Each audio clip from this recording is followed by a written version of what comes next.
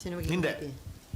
Hindi susundan yung line of succession. Yung line of succession, papasok lamang yan kapag sabay na wala ang 1 at 2, sabay na wala ang 1, 2, 3. Doon lamang papalit ang pangatlo o pangapat.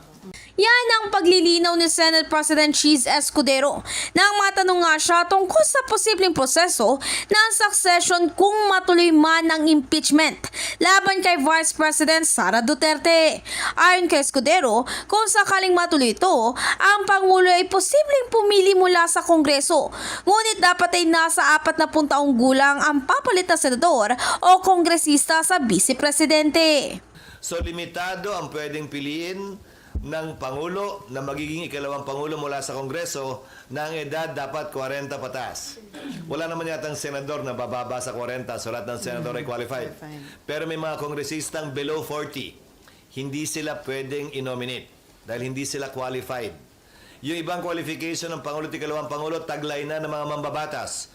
Natural born citizen, registered voter, resident of the Philippines, and able to read and write. Samantala, muling nanindigan ng senador na hindi sila gagalaw sa Senado hanggat hindi pa nga na-file sa kanila ang impeachment laban sa Vice Presidente.